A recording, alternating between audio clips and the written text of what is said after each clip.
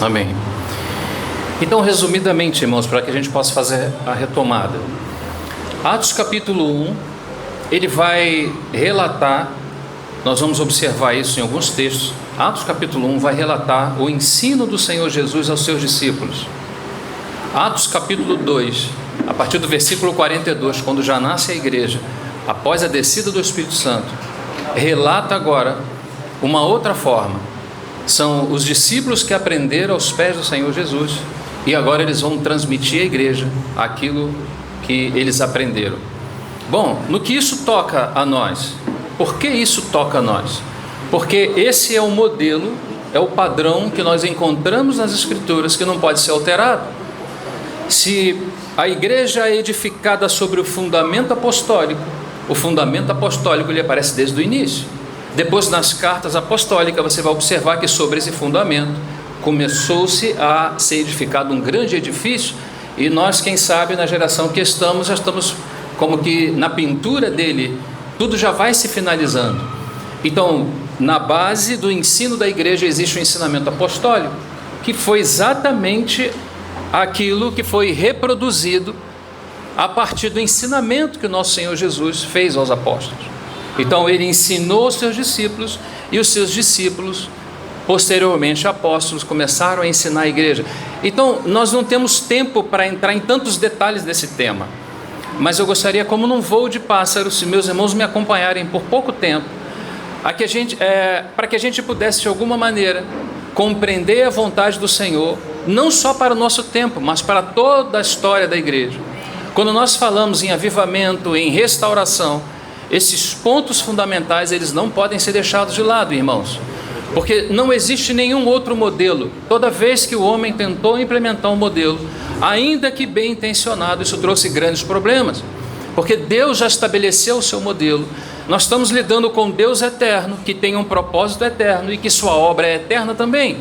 O tempo existe apenas porque Deus faz uma irrupção da eternidade ao momento da criação. Ele desce até a sua criação, para que ele possa então expor o seu modelo, aquilo que também nas Escrituras Paulo chama, em Efésios capítulo 3, de economia divina, o mistério da economia divina.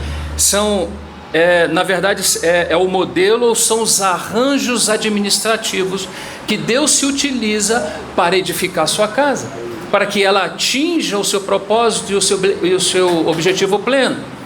Então, ao fazermos uma meia volta, 180 graus, e olharmos a história da igreja bem no seu início, nós vamos observar exatamente isso. Existe um ensino, um modelo eterno, que é dado no tempo pelo Senhor Jesus aos seus apóstolos, aos seus discípulos. Mas depois ele vai falar: fique em Jerusalém, porque é como se dissesse, entre aspas, o trabalho ainda não está completo. Existe uma outra porção necessária para que vocês possam levar esse testemunho adiante, seja em Jerusalém, na Judéia, em Samaria, até os confins da terra. E de fato isso aconteceu desde o início, e o evangelho chegou até nós. E agora chegou a vez da nossa geração, e isso precisa ser dado continuidade. Não sabemos se essa é a última geração, se vem uma geração depois dessa. O que sabemos é que a igreja tem o encargo de produzir bons conteúdos para a nova geração, para que haja boa edificação e haja glorificação de Deus. Só um modelo, irmãos, só um modelo pode glorificar a Deus no final. E esse modelo foi dado à igreja, e a igreja precisa ser fiel com esse modelo até o final. Amém? Então nós vamos ler alguns textos e vamos passar exatamente nessa ideia geral que tivemos compartilhando aqui. Atos 1:1 começa assim: escrevi o primeiro livro. Lucas aqui está se referindo ao Evangelho de Lucas. Ao primeiro livro, ó Teófilo, relatando todas as coisas que Jesus começou a fazer e a ensinar. É bom que a gente lembre que Lucas não participava, ele era um apóstolo, um obreiro, mas ele vem daquela companhia após Atos 13, quando o Espírito Santo, alguns irmãos estão orando, alguns profetas e mestres, e disse para eles o Espírito Santo: separai-me a Barnabé e a Saulo para a obra que eu os tenho chamado. E no que consistia essa obra? Eles saírem por todas aquelas cidades, pregarem o evangelho, não é? Estabelecerem igreja, estabelecer presbíteros, etc. Essa era a obra daquele ministério.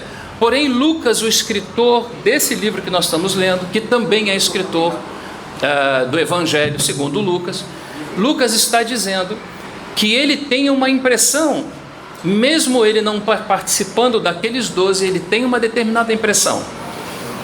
É bom se dizer também que o evangelho de Lucas nasce de uma percepção daquilo que se falava naquele tempo. Você pode ver isso no evangelho de Lucas no capítulo 1. É o que os estudiosos chamam de tradição oral. Ele não participou, ele não foi testemunha ocular daqueles eventos que aconteceram naquele período de Jesus com seus discípulos, mas era o que se comentava naquele período, não é? E por isso é bom que se comente, é bom que se testemunhe, porque sempre a geração seguinte vai ficar com aquilo que é chamado no tempo de tradição oral. Isso começa a ser falado. Imagina se nós terminamos essa reunião e vocês começam a falar sobre ela. Daqui a pouco no Rio de Janeiro, pessoas que não estiveram nessa reunião vão saber exatamente o tom do que aconteceu nessa reunião. Isso é chamado de tradição oral. Foi isso que aconteceu com Lucas. Ele está escrevendo a um nobre, o excelentíssimo Teófilo, e ele está agora relatando as coisas que ele cuidadosamente procurou ouvir e tomar nota de tudo isso. Depois você leia o Evangelho de Lucas bem no capítulo 1 e você vai ter uma noção melhor disso. Mas o que nos chama a atenção nesse primeiro versículo é que se nós hoje pudéssemos estar com Lucas de alguma forma e perguntar: Lucas, de tudo aquilo que você registrou pelo Espírito Santo, mesmo sendo tradição oral, não é? A pena do Espírito Santo está por trás de toda essa escrita, a unção do Espírito está por trás de toda essa escrita. Se pudéssemos perguntar para Lucas: Lucas, o que te impressionou para que você escrevesse a biografia do nosso Senhor Jesus?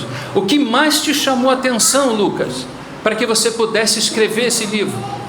Você apenas escreveu porque houve uma determinada necessidade específica ou havia um encargo específico, algo que te chamava a atenção aos olhos, para que você pudesse escrever?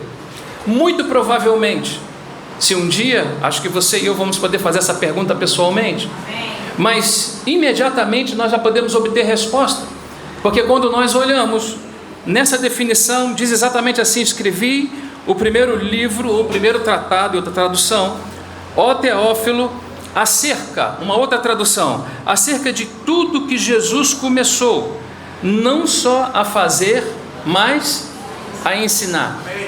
Essa é a tônica do pensamento de Lucas pelo Espírito Santo quando ele escreve esse livro. O primeiro tratado, o Evangelho segundo Lucas, tem dois holofotes muito fortes para fazer o resumo do coração daquele obreiro, daquele apóstolo. Que resumo é esse, irmãos? O que trata de fato o Evangelho segundo Lucas? Então, o próprio Lucas vai dizer, relatando todas as coisas que Jesus não só começou a fazer, mas a ensinar. Existem dois holofotes que são muito claros sobre a palavra de Deus para dizer de fato o que é o Evangelho do nosso Senhor Jesus. Se fôssemos fazer uma definição mais teológica, diríamos que é a pessoa, está correto, porque a obra não pode preceder a pessoa. Primeira pessoa, você não pode tratar a obra sem tratar a primeira pessoa, não é? Nós cremos no Senhor Jesus e por causa da sua obra somos salvos. Então a pessoa dele tem fundamental importância, tudo começa nele, inclusive ele é o Cristo que Satanás não pode tirar de você, mas pode apresentar por fora de você, aos teus olhos, um Cristo diferente. Então é importante conhecer a pessoa, para que também possa conhecer a obra e conhecer os seus ensinamentos. Então o Evangelho, ele está subdividido, amados, nesses três aspectos: pessoa, obra e doutrina. Mas voltando para a definição de Lucas, olha bem o que ele está dizendo para nós. Fiz o primeiro tratado acerca de tudo que Jesus, o que? Começou não só a fazer, mas também ensinar. Se resumia nesses dois pontos: o serviço do nosso Senhor. E foi isso também que posteriormente foi sendo ensinado aos seus discípulos. O que Jesus fazia, irmãos? Jesus ensinava. Era o Evangelho do Reino. O que Jesus fazia, irmãos? O que fazia? Ele realizava. O primeiro aspecto dessa expressão que eu queria meditar com vocês é sobre, vamos rapidamente a Atos capítulo 2, e nós vamos fazer um paralelo sempre de Atos capítulo 1 com Atos capítulo 2. Atos capítulo 1, primeiro ponto, estamos vendo que Jesus faz e ensina. Ele ensina a multidão, não são só os discípulos. Todos aqui estão de alguma forma aprendendo. Ele ensina os seus discípulos, ele ensina as multidões, ele está na sinagoga, a todo momento ele está transmitindo o evangelho do reino. Porque é o reino que Deus quer estabelecer, de fato, na terra. Não só o milenar, mas também depois, posteriormente, de eternidade a eternidade. Mas, Atos capítulo 1, voltando nesse ponto, Jesus está ensinando a multidão e também os seus discípulos. Mas Atos capítulo 2 já são os seus discípulos, agora apóstolos, ensinando a igreja. Então, a primeira coisa que nós precisamos pensar aqui, a primeira coisa que nós precisamos ter em conta é que a igreja não vive sem a palavra de Deus. Se em algum momento a palavra de Deus for substituída entre nós, não haverá mais nenhum outro tipo de possibilidade, nem de efeito, muito menos de causa, de irmos avante. Não é possível se fazer absolutamente nada sem as Sagradas Escrituras. A palavra de Deus é a palavra que precisa ser amada pelo seu povo, porque tudo Deus faz mediante a sua palavra. Ele criou os céus e também criou a terra, por meio da sua palavra, não é? O que mais ele fez? O que mais ele fez? O que mais ele fez? Tudo que foi feito por ele foi feito por meio da sua palavra. A palavra, irmãos, nós precisávamos de um tema e de uma conferência com muitos dias, para que muitos irmãos, servos de Deus, pudessem falar do tamanho da importância que tem a palavra de Deus. Tudo que vai acontecer posteriormente, não só na vida dos discípulos e depois apóstolos, mas também de toda a igreja, vai depender dessa firme base, a palavra de Deus, a santa e gloriosa palavra de Deus. Por isso que quando nós chegamos em Atos dos Apóstolos, no capítulo 2, você vai ver essa sentença: perseveravam na doutrina dos apóstolos, na comunhão, no partir do pão e nas orações. Nós estamos falando de 4 pontos importantes aqui, mas o primeiro deles, que governa todos os demais, é a palavra de Deus. Você jamais poderia nem sequer mudar esses polos. Você não pode falar: olha, nós vamos ter comunhão e vamos deixar esse assunto de palavra, porque isso traz mais divisão do que qualquer coisa. Não, é a palavra que estabelece a comunhão, é a palavra que estabelece a ordem, é da palavra que nasce a igreja, é da palavra que ela é edificada, é da palavra que ela chega a reinar em Cristo. Tudo vai depender dessa firme base, a palavra do Senhor. Esses 4 pontos eram os 4 pontos que nossos irmãos caminhavam no início. Irmãos, até a segunda vinda do nosso Senhor, esses pontos nunca serão mudados. Quando você vai observar, por exemplo, a tipologia, novamente, o lugar da palavra é o lugar mais essencial, não é? Porque, por exemplo, no tabernáculo, o móvel mais importante daquele tabernáculo era aquele que ficava no Santíssimo, que era a arca, que representa o próprio Senhor, que representa o próprio Deus. Ele fica no lugar mais importante. O candeeiro, que fala da comunhão dos santos, né, que é um candeeiro em cada localidade, em cada cidade, um candeeiro. Esse que fala da comunhão dos santos, que fala da igreja, ele não fica no Santíssimo, ele fica no santo lugar. A igreja não é mais importante do que Cristo. Cristo, na verdade, é o herdeiro, e glória a Deus que Ele nos chamou para estar com Ele, então nos tornamos co-herdeiros com Cristo. Mas Cristo, sempre no coração de Deus, tem esse lugar de primazia, por isso que a arca está no Santíssimo. A arca também, na tipologia que representa o próprio Senhor, é a mesma arca também que representa a palavra. E aí nós chegamos num ponto muito profundo, irmãos, da vida cristã. A palavra, ela não, por meio dela, Deus apenas não fez somente entre aspas, todas as coisas. A palavra não é só o elemento por meio do qual Deus cria e faz e realiza. Deus cria, enche, preenche e termina tudo por meio da sua palavra.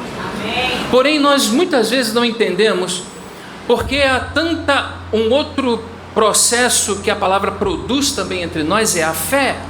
Porque sem fé é impossível agradar a Deus. Sem fé é impossível você tocar as realidades espirituais daquilo que Deus fez e que pertence a você. Imagina se Cristo está na sua cruz e fez toda aquela obra como assim o fez, já morreu, já ressuscitou, já ascendeu, já enviou com seu Pai o Espírito Santo, tudo já está absolutamente pronto. E quando o Espírito Santo vem, irmãos, ele vai soprar sobre você, ele vai soprar sobre mim, ele vai soprar sobre nós essa palavra. E quando ele sopra essa palavra sobre nós, você sabe o que ocorre? A realidade da vitória que Cristo recebeu, ganhou, conquistou na sua cruz, passa a ser seu, passa a ser teu. Fala para o seu irmão do seu lado, é teu por herança, essa herança é tua. A questão toda é que nós não ainda conseguimos compreender como igreja, porque há tanta dificuldade em crer nessa palavra. Eu quero falar algo muito específico que o Senhor falou no meu coração nessa madrugada. Eu tive que acordar e anotar, eu acho que eu esqueceria. Algo que ficou muito forte marcado em mim.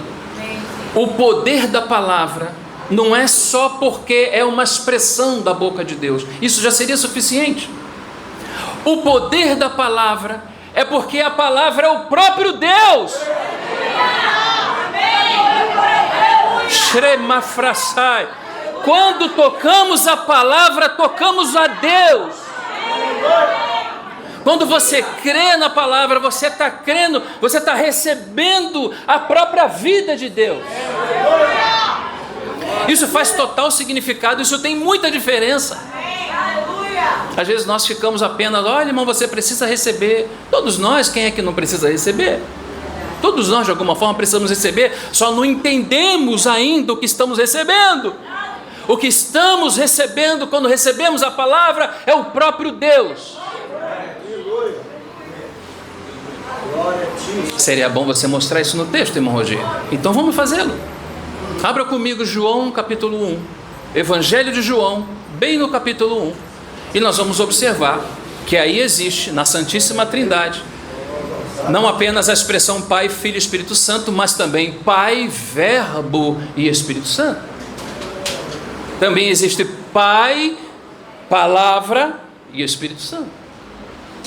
O que o Espírito Santo faz, irmão? O que o Espírito Santo quer fazer conosco?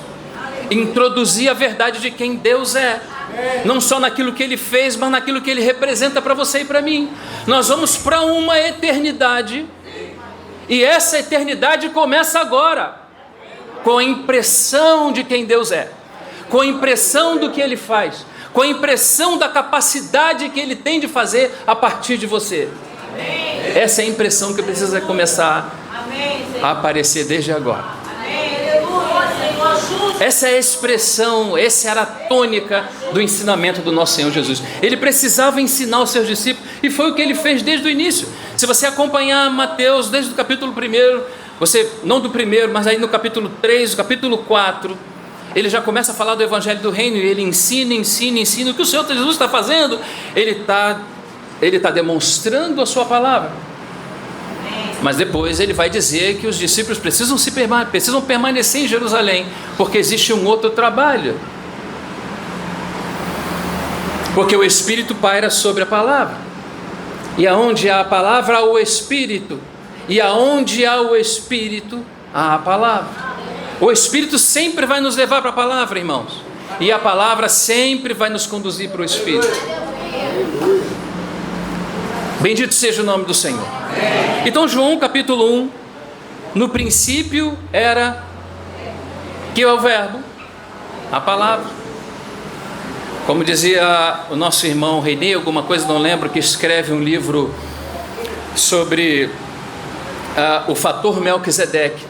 E nesse livro o nosso irmão começa a demonstrar que Deus está por trás da cultura, se movendo de alguma forma, para que pudesse abrir dentro da cultura, não absorção da cultura pelo seu povo, pelo contrário, eu sou povo que exerce o seu direito cultural de Deus e da sua palavra sobre as nações, mas Deus se movimenta por trás, e uma das questões desse movimentar-se de Deus foi a ascensão do Império Grego.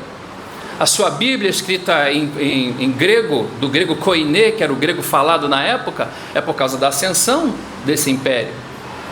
Então, quando você tem esse termo palavra, esse termo verbo, foi o termo utilizado para a segunda pessoa da Santíssima Trindade. O mesmo Jesus, que é a segunda pessoa da Trindade, o Filho de Deus, é também a palavra viva de Deus. Quando ele começa esse texto, ele fala: no princípio era o verbo, e já nós sabemos que esse princípio não tem princípio de dias e nem fim. Esse princípio não é o mesmo princípio do Gênesis. Aqui a palavra enarqué do grego é o correspondente do Bereshit no hebraico do capítulo 1, meus irmãos vão lembrar, quando fala no princípio criou Deus os céus e a terra. Ali houve um princípio, Deus atemporal criou o tempo, e no tempo um princípio, onde ele começa a introduzir. E você sabe que a palavra Bereshit, ela é composta de duas palavras, de uma preposição que é be e rosh, que de reshit, e rosh, da raiz rosh, que quer dizer cabeça. E a tradução alternativa certamente seria: no cabeça criou Deus os céus e a terra. Agora você vai entender por que em Colossenses Paulo fala que nele foram criadas todas as coisas. E como é que Paulo sabe disso? Porque pelo Espírito Santo Paulo está tendo a noção exata do que está acontecendo no início em Gênesis. No princípio, ou seja, no cabeça, criou Deus os céus e a terra. Por isso que é nele, por ele e para ele todas as coisas. Nele, porque ele é o modelo arquitetônico, tudo é criado nele, não só por ele, mas é criado nele. Ele é o modelo que Deus quer ver sendo reproduzido na nova criação. Mas também as coisas foram feitas por ele, continua o texto. E depois vai continuar dizendo que também foram feitas para ele. Só que esse princípio, Bereshit, ele é um princípio no tempo. O princípio que nós estamos lendo em João já não é um princípio no tempo, é um princípio na eternidade. Por isso que diz: no princípio criou, no princípio, como? Era o verbo, não no sentido que era, no sentido que foi, mas no sentido que é na palavra, traz a ideia exatamente de que ele sempre foi aquilo que ele vai continuar sendo. Então no princípio já era, não é que no princípio ele foi criado, essa é uma heresia do arianismo, lá do 2º século, não é? Que segue aí algumas linhas, algumas correntes de heresias. Mas desde o princípio, isso é o que o texto está dizendo, ele já era. Então se ele é desde o princípio, esse é um princípio na eternidade, não é um princípio no tempo. Se é um princípio na eternidade, esse verbo a quem João está falando é eterno, e se ele é eterno, ele tem características de divindade. No princípio era o verbo, e o verbo estava, novamente, uma outra atribuição de divindade é a palavra. Preste atenção, irmãos, por favor, porque nós estamos falando da palavra. Esse mesmo verbo é o mesmo Filho de Deus. O mesmo Filho de Deus é o mesmo verbo. O mesmo verbo é a mesma palavra de Deus. Então no princípio era a palavra tem princípio de eternidade. E a palavra estava, agora traz uma nova realidade do que está acontecendo aqui. A palavra estava, fala de coexistência, essa palavra já estava desde o princípio com Deus. Então essa palavra que foi introduzida em nós, em nossos corações, que nos gerou fé, ela não é somente eterna, ela é coexistente com o próprio Deus. A palavra é Deus, a palavra é eterna e ela é coexistente com o próprio Deus. Ela já existia com Deus. Desde quando? Desde sempre. Não existe um início em Deus, nem mesmo um fim. A palavra estava com Deus E depois ele vai dizer, no princípio era a palavra estava com Deus, e o que mais? A palavra não só estava com Deus no sentido de acompanhar a Deus, a segunda pessoa da Trindade não apenas acompanhava o seu Pai na ligação de amor com o Espírito Santo. A segunda pessoa da Santíssima Trindade, o nosso Senhor Jesus, a palavra, o Logos de Deus, ele também é co-inerente, não apenas coexistente. Ele não apenas existe com Deus, mas Deus está dentro dele como ele está dentro de Deus. Essa é a sua oração sacerdotal no capítulo 17. Essa palavra, a mesma palavra, no final do texto vai dizer, Deus era o verbo, ou o verbo, da sua tradução vai dizer, e o verbo era Deus. No original ele faz a inversão e fala, e Deus era o verbo. Quem é Deus? Nesse texto, a sua própria palavra, porque está falando da sua essência, está falando daquilo que é mais intrínseco da sua natureza. Agora é interessante, irmãos, nós chegamos ao versículo 14 desse mesmo texto, e agora vai dizer que essa palavra não ficou na eternidade com Deus apenas, mas houve uma irrupção na nossa história. Essa palavra chegou até nós. Essa palavra que é o próprio Deus, a expressão do próprio Deus, Trino, Pai, Filho e Espírito Santo, chegou até nós. Porque agora você recebe o texto, versículo 14, e o verbo se fez carne. E o que mais? E fez um tabernáculo entre nós. Essa palavra chegou até nós. Por isso que agora, irmãos, toda dificuldade não pode existir mais bloqueios nem dificuldade para que a sua igreja avance, porque essa palavra já foi dada à sua igreja, essa palavra já foi ministrada à sua igreja, e essa palavra não é apenas o verbo no sentido da verbalização de sílabas montadas. Essa palavra que tem sido nos anunciada é o próprio Deus entre nós. A pergunta é, irmãos, é digno de confiança esse Deus? Amém. Nós podemos confiar nesse Deus? Amém. Nós podemos entregar toda a nossa vida e todo o nosso ser a Ele? Amém. Por que você faria isso, irmão? Você pode se decepcionar profundamente com isso, sim ou não? Por que não, irmãos? Porque Ele não está falando apenas palavras para você.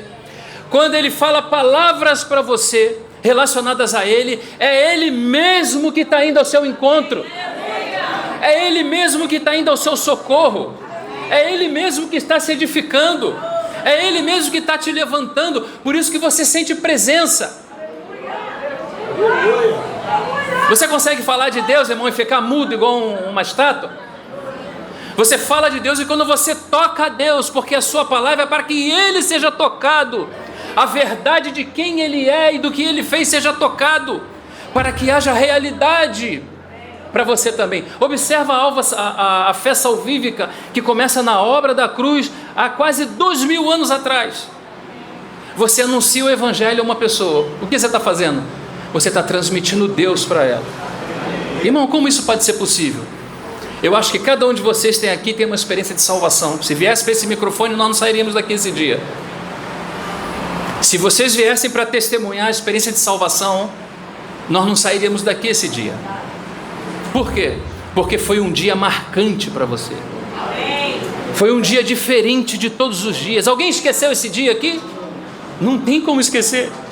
Sabe por que você não esquece? Porque você tocou o próprio Deus.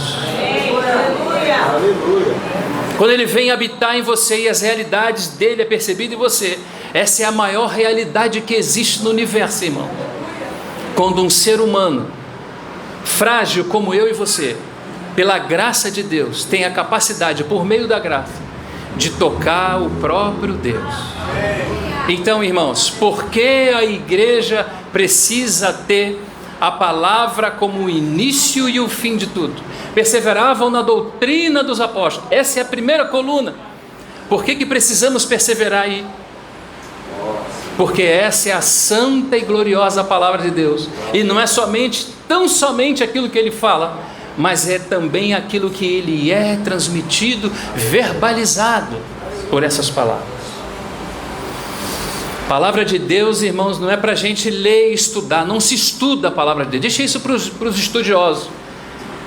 Depois eles mastigam bastante e nos dá assim, bastante mastigado para a gente poder pegar as migalhas e ver se sobra alguma coisa para a gente. O irmão Griffith Thomas escreveu 4.000 páginas sobre Romanos. Eu estou com dificuldade de funcionar 2 versículos na minha vida. E você fala, não, deixa isso para os estudiosos. A palavra de Deus não é para estudar, é para meditar, é para se alimentar, porque a fé vem daí, a fé vem do ouvir, e o ouvir a palavra de Deus. Como está o nosso coração em relação a isso? A importância das Escrituras Sagradas, amar as Escrituras Sagradas, não apenas como letra sagrada escrita por Deus, mas sendo ela a expressão do próprio Deus. Quando você se aproxima das Escrituras, você está falando com o próprio Deus, é Ele que está falando com você. Por isso que é digno de confiança. Por isso que temos que abrir o nosso coração e permitir que o Espírito Santo nos quebrante, que Ele nos fale profundamente e continue nos falando. Vamos tirar do nosso meio, se existe qualquer tipo de expressão do tipo, eu estou cheio de palavra. Não está cheio de palavra. Se você tivesse cheio de palavra, você estaria cheio de vida, porque a palavra é viva. Jesus falou, a palavra que eu vos falo é espírito e vida. Você é como eu, com muitos cabelos brancos, pode ser que já foi a muitas conferências, ouviu muitas coisas e está cheio dessas coisas, porque para você e para mim ainda são coisas, ainda não produzem fé. O problema não está nas Escrituras, está na forma do nosso coração nos aproximar dela. Lemos, irmão, já li meus 4 capítulos hoje, já estou livre disso, já posso ir trabalhar. Não, você não está livre disso. Você e eu precisamos ser contagiados por isso. Cheios da palavra é cheios do Espírito. Cheios da palavra é cheios de Cristo. Cheios da palavra é cheios de Deus. É cheios dos seus propósitos. É cheio da sua natureza. Aleluia. Glória a Deus. Falamos em ser cheio do Espírito Santo, mas não lemos um texto das Sagradas Escrituras.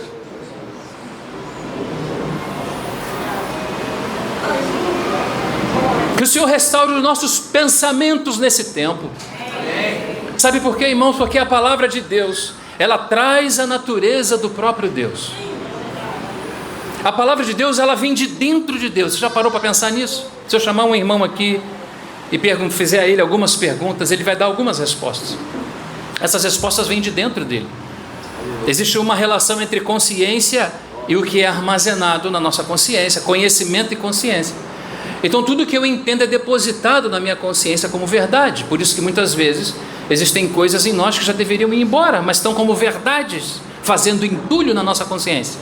E é a palavra que faz a limpeza desses entulhos. Então, quando alguém vem aqui à frente e começa a falar de si mesmo, eu faço algumas perguntas e ele vai responder. Então ele está indo para dentro, para o seu consciente, para dar as devidas respostas. Porém, o instrumento de avaliação dele e meu é um instrumento que passou pelo pecado e foi contaminado pelo pecado. Por isso que nós não somos dignos de comer. Por isso que você não pode olhar para o seu coração. Você não pode fazer uma espécie de introspecção para ver o que está certo e o que está errado. Só o que mostra o que está certo e o que é errado é a palavra de Deus. Ah, mas eu senti isso, eu senti aquilo. Não importa. Não é uma questão de sentir. Você pode ser cheio do Espírito Santo e dar uns pulos. Você pode ser cheio do Espírito Santo e ser quietinho, calado do seu lugar. Ser cheio do Espírito Santo não é ser cheio de barulho, é ser cheio de Deus.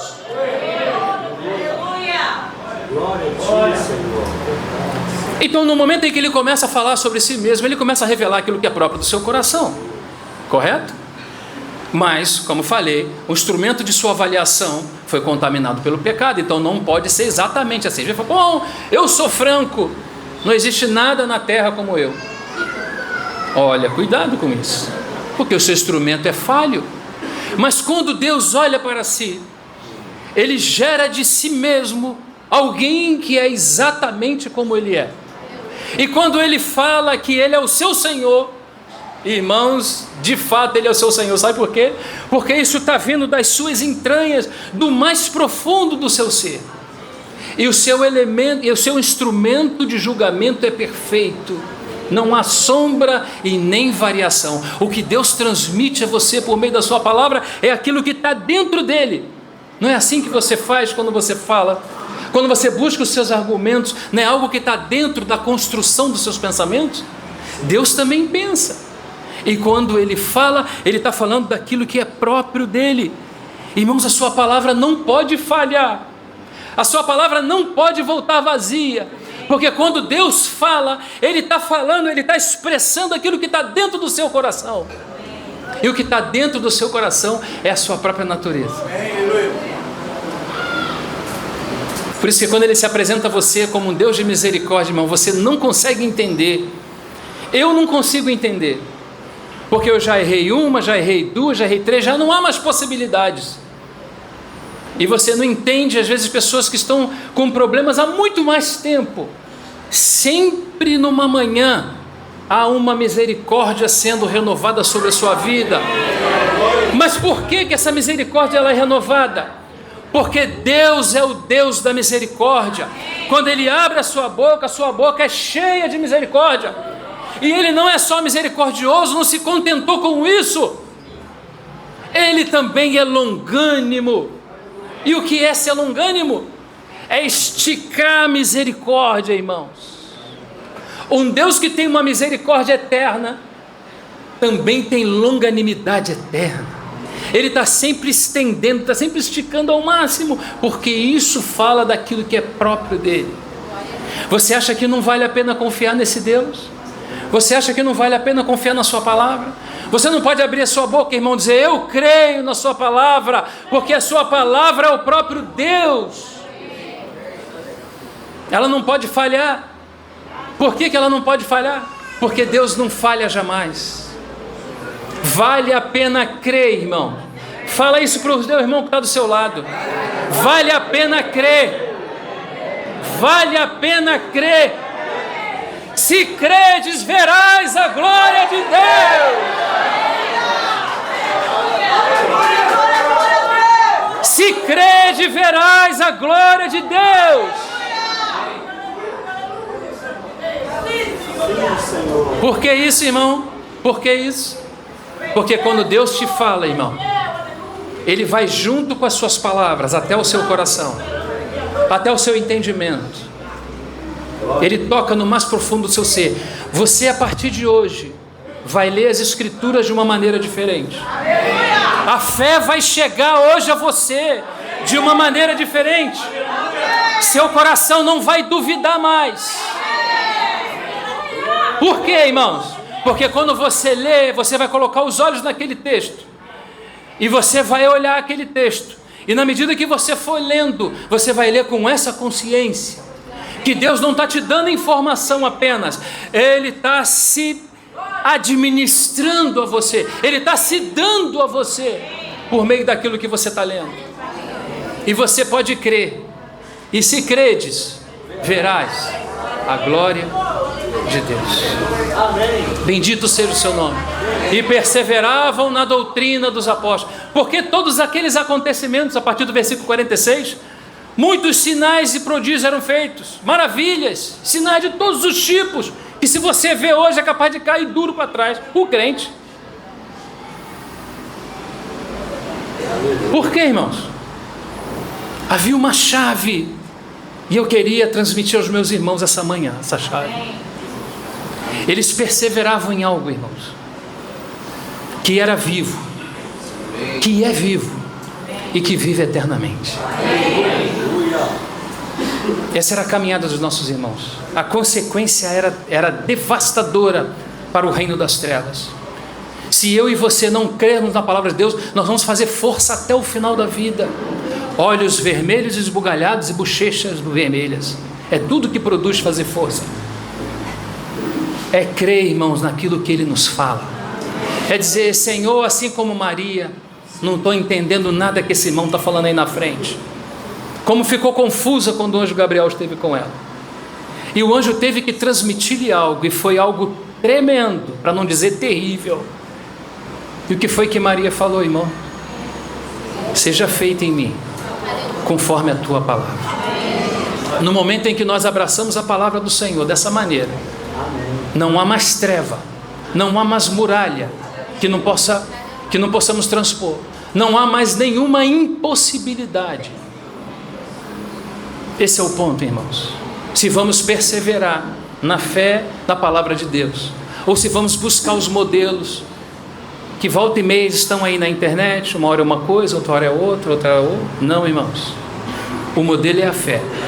A fé no Deus vivo, da palavra viva de Deus. Bendito seja o seu nome. E lá foi-se embora o nosso tempo.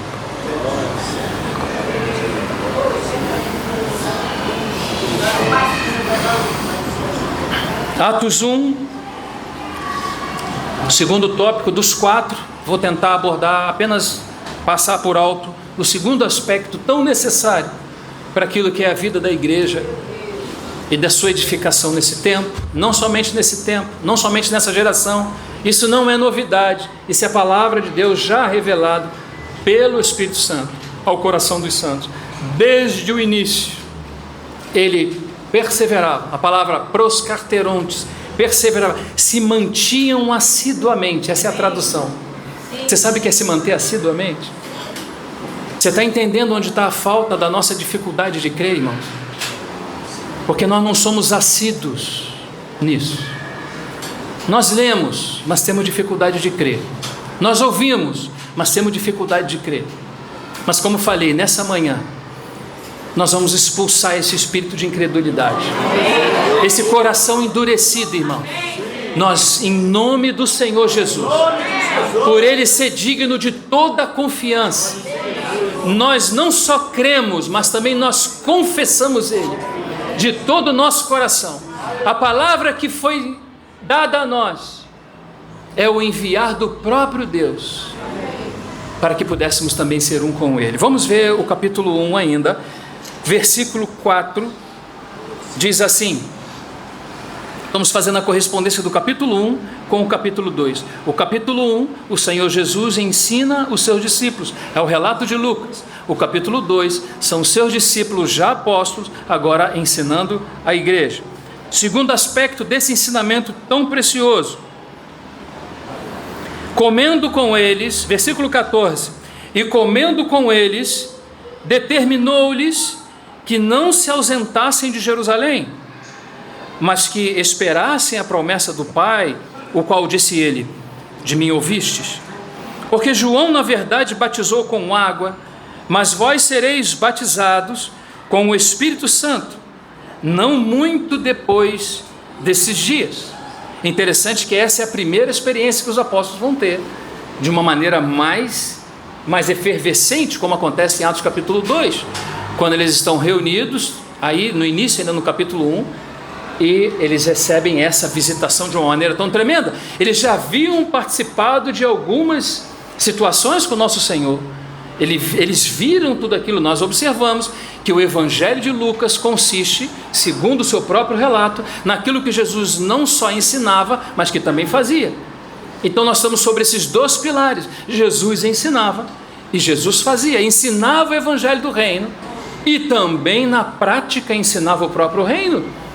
Quando curava pessoas, quando entrava com o Evangelho de uma maneira efetiva, esse fazer de Deus representa o fazer de Jesus. Só que agora ele está indo para um segundo aspecto, porque depois que eles compreenderam todas as orientações do nosso Senhor, e volto a dizer, o nosso Senhor não deu apenas letras, porque alguém pode dizer, não, eles receberam muitos ensinamentos, e agora eles precisam receber o Espírito Santo, porque só ensinamento não vai dar certo. Tem uma verdade aí até a página 2, mas cuidado para não entrar em heresia, porque Jesus falou que o que ensinou a eles, a palavra que eu vos falo é o quê? Espírito e vida, já tinha vida em si mesmo. Não existe uma palavra morta, como às vezes alguns gostam de apontar, logos e rema, como se logos fosse apenas o conselho geral de Deus e rema uma palavra específica. Isso é verdade, mas dizer que logos é realidade, rema é realidade e logos não, tem que ir devagar, irmão. Capítulo 4 de Hebreus, versículo 12, quando fala sobre isso, que a palavra de Deus é viva e eficaz. Sabe que palavra é ali no grego? Logos. A palavra de Deus é viva sempre, irmão. O problema não está com a palavra de Deus. O problema está com a incredulidade do coração humano, que tem dificuldade de crer. Então esses discípulos agora, eles vão precisar se manter aí. Eles estão debaixo de uma pressão terrível, irmãos, porque o seu Senhor acaba de morrer, exatamente nessa cidade, Jerusalém. E o Senhor não disse para que eles saíssem, como fizeram os dois para o caminho de Emaús e correram, porque a pressão estava muito forte. Eles precisavam de alguma forma se manter em Jerusalém. Mas ao ler esse texto, qualquer um de nós vai perceber que eles estavam debaixo de uma pressão muito grande, porque o seu mentor maior havia morrido, e eles poderiam morrer também. Foi o que aconteceu com Tiago, logo no capítulo 12, mandaram passar a espada em Tiago, e Tiago foi morto, e viu que aquilo alegrava os judeus, continuaram as perseguições. Então era muito provável que esses discípulos que estavam debaixo de toda essa pressão e prova, deveriam sair de Jerusalém e esperar essa visitação em outro lugar. A questão é que o texto sagrado, Isaías no capítulo 2 vai nos mencionar alguma coisa sobre a necessidade de se começar por Jerusalém. Mas era necessário também, por vontade divina. Às vezes não tem muita coisa a se dizer quando o Senhor diz, precisa começar dessa forma. É por Jerusalém que vai começar, vai alcançar Judéia, vocês vão passar em Samaria. Samaria não, Samaria vocês vão passar também. Vai acabar essa confusão em Samaria, o evangelho vai entrar por lá. Amém. E até os confins da terra. Então eles estão debaixo dessa situação, debaixo dessa pressão. E o que significaria de fato para nós permanecer em Jerusalém? O que significaria nos tempos modernos não só focarmos, sermos assíduos para recebermos fé da palavra de Deus e por ela viver? Qual o outro elemento que se faz tão necessário? Quando Jesus diz, permaneça em Jerusalém, até que vocês sejam revestidos. Ainda não falei do revestimento, porque a gente passa muito rápido sob a ordenança de permanecer em Jerusalém. Sabe o que entendo, irmãos, do que deva ser permanecer em Jerusalém? No mesmo, o primeiro momento é o princípio de obediência. Obedecer ao Senhor, porque o Senhor falou que precisa ficar em Jerusalém. O segundo aspecto, irmãos, é que nós não devemos nos demover por nós mesmos do lugar onde o Senhor tem nos colocado. Onde Deus te colocou, irmão, de maneira milagrosa, você precisa estar aí. Sabe por que você está com essa esposa do seu lado? Para pensar por que você conheceu ela. Você estava num lugar físico, pode ser que ela estivesse até em outra cidade, mas de alguma forma houve algum contato. Deus está por trás de todas as coisas, fazendo, edificando, criando, planejando, tudo está sendo feito pelo próprio Deus. É Ele mesmo que está por trás de todas as coisas. Por exemplo, eu vivi no Rio por muitos anos com os irmãos ali. Tenho uma identidade totalmente identificada com meus irmãos do Rio, porque foi o início da minha fé, da minha carreira. E depois fui para a região dos lagos, e lá eu encontrei uns irmãos esquisitos, igual eu sou. E você fala, e como é que eu encontrei esse irmão? E como é que esse irmão me encontrou? Tudo Deus está por trás. Então quando Deus te leva em algum lugar, é para que você fique lá. Quando Deus te coloca em algum lugar, é para que você fique lá. Se Deus te colocou com um grupo de irmãos, não procure irmãos melhor, não existem esses irmãos. Existem os irmãos que Deus te colocou para que você possa ombrar com eles. Se você não tiver companheiro na caminhada cristã, você está frito, como dizia o irmão Renato. Existe alguma possibilidade de caminharmos nessa fé sozinho? Então havia necessidade de que eles obedecessem a esse ponto. Qual o ponto? Ficar em Jerusalém. O que eles fizeram? Eles foram para Jerusalém. Uma pressão terrível. Você está sentindo o calor da pressão, irmão, da prova? Deus colocou um irmão do seu lado, ou alguns irmãos, e você está sentindo um calor, não está, irmão? É o calor de Jerusalém, irmão, mas tem que permanecer aí. O Espírito Santo segue trabalhando.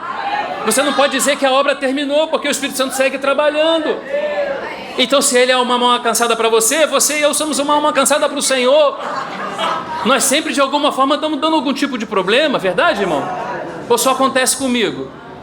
Irmão, se Deus te colocou com aqueles irmãos, preserva isso, preza isso, ame o seu irmão. Por isso que o segundo ponto tão importante da vida cristã, estabelecido no capítulo 2, vai dizer o quê? Perseveravam na doutrina dos apóstolos e na comunhão. Precisamos estar juntos. Amém.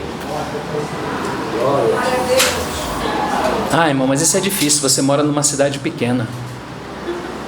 Ah, irmãos, a gente sempre tem algum tipo de argumento.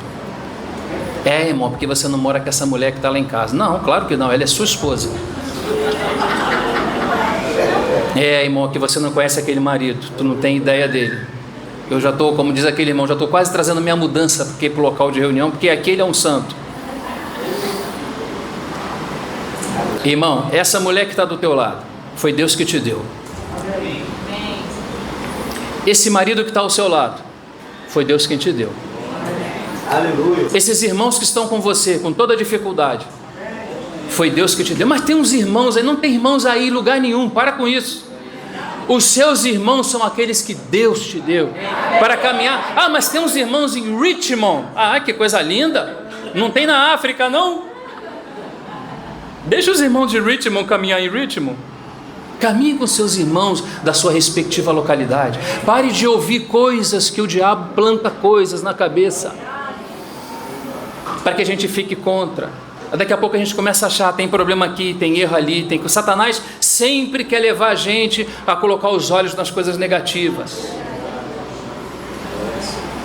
Até nós mesmos, se não vigiarmos, somos porta-vozes dessas coisas. Não, irmãos, o princípio é ficar em Jerusalém, mesmo sobre forte pressão. Essa pressão, irmãos, essa pressão é uma das características que é utilizada para a formação de diamante. Um carvão, uma das características para que um diamante vire um diamante, ele primeiro é um carvão, ele precisa receber grande pressão. E nós estamos sendo trabalhados nessa jornada, sob forte pressão, para seguirmos com os nossos irmãos em comunhão, porque esse é o caminhar da igreja. Perseveravam na doutrina dos apóstolos e na assiduamente, se mantinham assiduamente. Olha o que diz o texto, seguindo aqui e já vou terminando.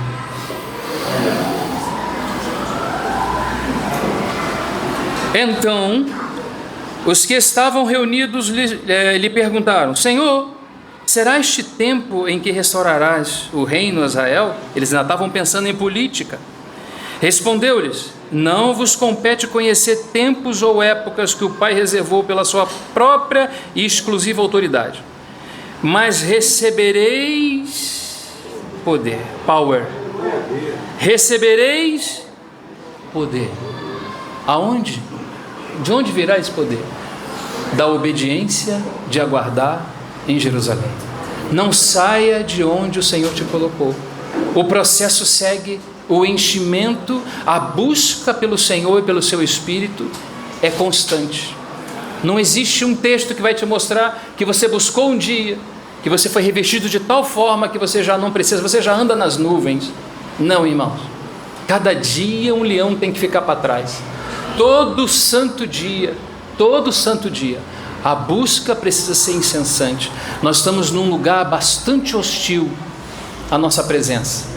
Cada vez ele vai se tornando menor e menor e menor. Eles não estão satisfeitos conosco aqui. Mas mesmo que o cheiro de enxofre esteja debaixo dos nossos narizes, nós vamos permanecer, prevalecendo na palavra e permanecendo na comunhão. Na comunhão é o lugar onde ele ordena a bênção e a vida para sempre. Não saia da comunhão, porque o diabo, vosso adversário, anda ao derredor, porque os anjos do Senhor acampam ao redor dos que o temem e guardam. Então ao redor os anjos estão aí para nos proteger, para nos guardar. Mas observe que a palavra quem vai ser mudada para buscando a quem, ela é mudada. Ele começa, vamos começar o texto. O diabo, vosso adversário, anda o quê? Como leão, buscando a quem? Quando é adversário no sentido vosso, ele está ao derredor. Mas no momento que você sai desse caminho e vai procurar o seu próprio caminho, agora ele já não está mais ao derredor. Ele busca a quem? Na condição de vosso ele está longe, na condição de quem ele está bem perto. Não podemos andar sozinhos. temos que estar aí com os nossos irmãos. Amém? E aqui o texto segue para o seu final dizendo, versículo 12, acompanhe comigo por favor. Então voltaram para Jerusalém, perdão, acho que eu passei uma parte aqui. Não vos compete conhecer tempos ou épocas que o Pai reservou pela sua própria exclusiva autoridade, mas recebereis poder ao descer sobre vós o Espírito Santo, e sereis minhas testemunhas em Jerusalém, como na Judéia, Samaria, até os confins da terra. Nós vemos que esse texto fica muito claro para nós, que ele vem numa sequência onde a palavra é introduzida, a obediência de se manter onde o Senhor quer que eles se mantenham também é obedecida, e foi exatamente o que eles fizeram. Vamos ler o texto. Ele termina dizendo, versículo 12: então voltaram para Jerusalém do monte chamado Olival, ou da Oliveira, que dista daquela cidade, tanto como uma jornada de um sábado, algo em torno de 1 quilômetro.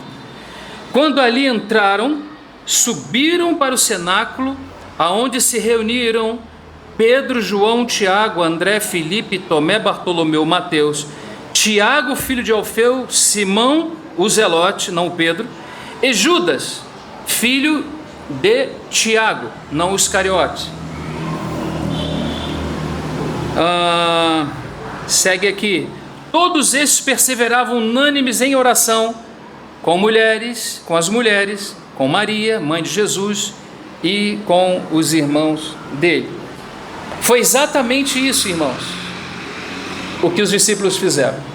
2 deles, vocês vão lembrar, foram pelo caminho de Emaús, não aguentaram a pressão, saíram do lugar que Deus pediu para que eles ficassem, e eles foram introduzidos a um outro caminho.